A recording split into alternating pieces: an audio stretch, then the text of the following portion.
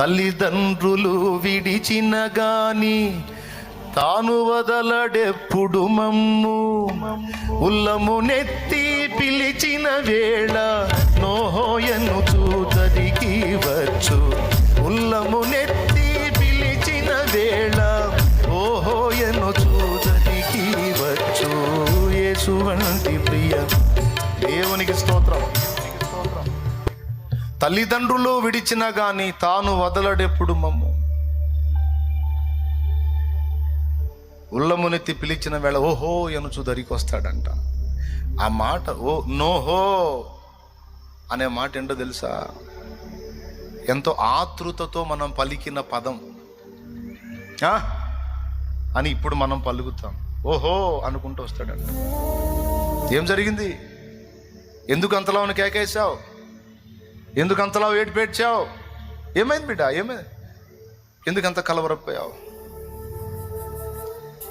నానా అంటే చాలు, ఏం నా బిడ్డ అనుకుంటూ వస్తాడు. వెంటనే స్పందిస్తాడంట. అదని అర్థం.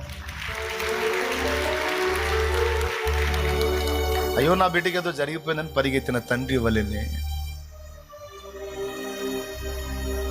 ఆదమచ్చి ఉయ్యాల్లో నిద్రపోతున్న బిడ్డ కేరమని కేక వేస్తే ఉలికిపడి అమ్మ లేచి పరిగెత్తుకుంటూ పోయి బిడ్డ మీద చేసేసింది. ఏమన్నా ఆలస్యం చేసిద్దా? ఆ అమ్మ కంటే ఎక్కువ నా యేసయ్య.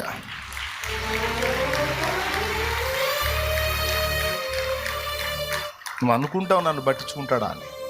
ప్రతి ముఖం నిన్ను కాకపోతే ఎవరిని పట్టించుకుంటాడు?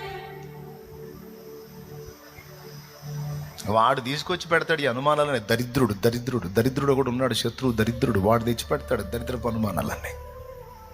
వాడి మాటలు ఎందుకు వింటాను? వాడిచ్చే ఆలోచనలు ఎందుకు తీసుకుంటాను? విశ్వాసం అనుడ్డాలు. ఏం విశ్వసించాలి? నా ప్రార్థన మా నాన్నకి వినపడింది. అప్పుడే ఓహో అన్నాడు మా నాన్న. ఆహా తండ్రి అంటే ఓహో నా కుమారుడు అన్నాడు. ఉల్లమునెత్తి పిలిచిన వేళ నోహో నన్ను దరికి వచ్చు. అలా ప్రార్థన వింటంగా దిగొస్తాడంట నువ్వు కేక వేస్తే. భక్తుల అనుభవం.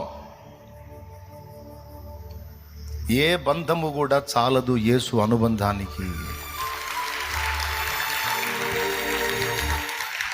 ఏదైనా అనుమతిస్తే అవసరాన్ని బట్టి అనుమతిస్తాడు తప్ప అనవసరంగా ఏది అనుమతించడు. ప్రతి దానికి స్పందిస్తాడు. కాబట్టి నమ్మకం ఉంచుదామా వద్దా? చెప్పండి. అది ఎంత కీలకం మనకి. నోహో అన్నాడా లేదా?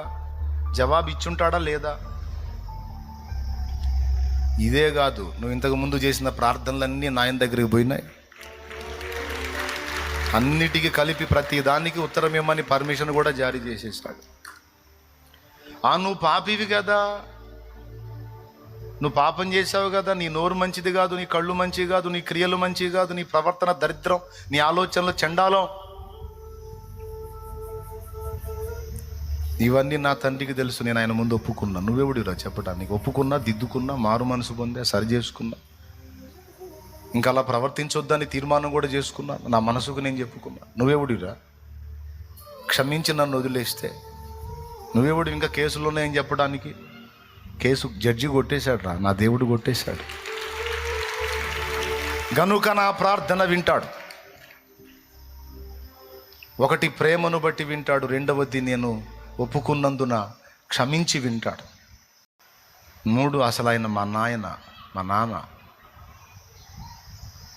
నిద్రలో ఉలిక్కిపడి కేక వేసిన బిడ్డ దగ్గరికి అదే ఉలికిపాటుతో లేచి పరిగెత్తే తండ్రి వలె నా తండ్రి నానా అంటే ఏమి నా కుమారి, నా కుమారుడా అనుకుంటా పరిగెత్తుతాడు మా అయ్య. మాకున్న అనుబంధం అదిరా, మాకున్న అనుబంధం అది అని చెప్పాలి. నీ మనసుకు చెప్పుకో చాలు, వెళ్ళిపోయేది వాడికి సంకేతం. ఎందుకంటే వాడు వదిలే అస్త్రాలన్నీ నీ మనసు మీదే వదులుతాడు. డౌట్స్ అన్నీ నీ మనసులోనే పుడితే విరుగుళ్ళు కూడా నీ మనసులోనే నువ్వు వేయాలి. ప్రశ్నలు అక్కడే పుట్టిస్తాడు, సమాధానాలు అక్కడే తేలాలి. దాడి అక్కడే జరిగింది, తిరిగి ప్రతి దాడి కూడా అక్కడే జరగాలి. వాడి బాణాలన్నీ తుత్తునియలు చేయాలి. అర్థమైందనుకుంటున్నా ఒకటి. ఇప్పుడు చెప్పండి, దేవుడు అనుగ్రహించిన ఆయుధములలో ఒక శ్రేష్టమైన ఆయుధము దేవునికి మొర్రపెట్టుట, ప్రార్థన.